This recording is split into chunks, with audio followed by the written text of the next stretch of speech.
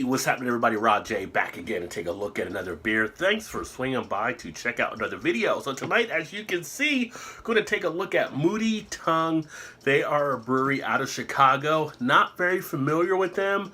This one actually caught my eye at a recent trip to the beer store. It is the Caramelized Chocolate Churro Baltic Porter. Oh yeah. 7% ABV. Does not give anything on here for IBU.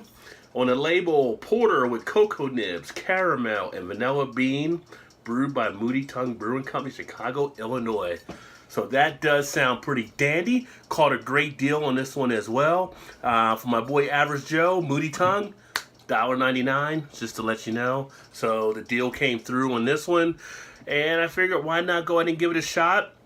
Looking forward to see what this one actually tastes like. Let's go ahead and get it open and get it into a glass and see what it has to offer. Now for this glass, I'll be using one of my kind of tulip type glasses. Oh man, I should have held that closer. Just got a lot of smoke out of that one, so much props to Joe D. I know Joe D is big on the smoke. Well, maybe this is why it was $1.99, as you can see here. But anyway, getting a lot of head out of here. I'm gonna have to let this baby settle down and then probably come back and bring you guys back on. But I will say, out of the head itself, there is a good amount of foaminess to it. It sits as a tan or a beige head, but it should not be as foamy as what I'm getting here. So that is kind of interesting. Let me go ahead and finish getting this into the glass, and then I will be right back. All right, so here we are back with the Moody Tongue. It's starting to settle down now.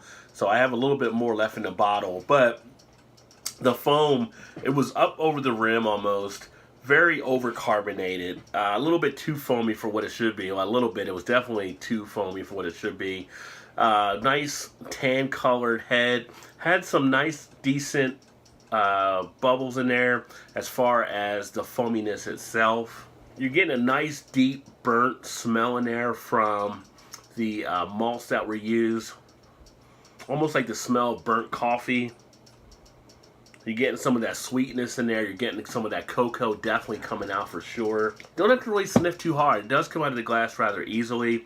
You can now see where I let the head get back down there to just about a finger of head. Nice dark color on the beer itself. No lights getting through, almost to that jet black type level. Almost a little bit of a spiciness in there too. But I'm picking up from the hops like a pininess or an earthiness as well. Very hidden on the back end. More now that the head has actually subsided that I do pick up those notes. As far as the taste. So on the taste, it's got a nice velvety smooth type texture. A nice creaminess in there on the texture. Not to where you would think of something like a nitro, but you do pick up a little bit of a creaminess in there. Get a nice sting to the tip of the tongue. Back end goes down rather easily. Nothing really harsh in that area.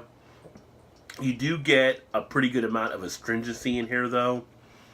You're also getting a good amount of a bitterness effect that's taking place here. The tongue itself, picking up some of the flavors, not really getting into the cheek area as much as of yet, but it's got a good duration of the flavor actually lasting around for a good amount of time.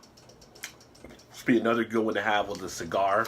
It almost has like a feel of the coffee that you would get from like some of the African type coffees, a real dark deepness with it, a dark deep roast is what the flavor is that I'm kind of picking up coming out of this beer. Not overly thin.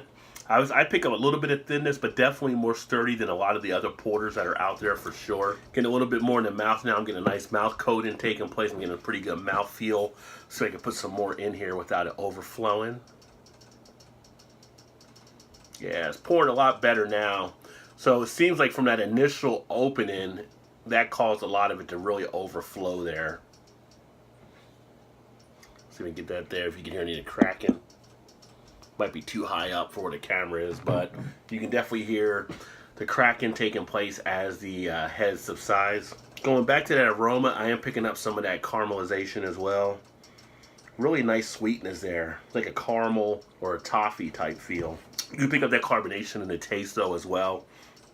You really do pick up a lot of that bubble, very lively there. But it's a pleasant type porter that you can sit back and enjoy. If you like a dark roasted type coffee or a dark roasted type coffee bean kind of flavor on some of your porters, and this is kind of one that'll be right up your alley. It has that nice dark roast, like I mentioned to it, that for any person, anybody that's like a dark coffee lover, I think they can enjoy this one.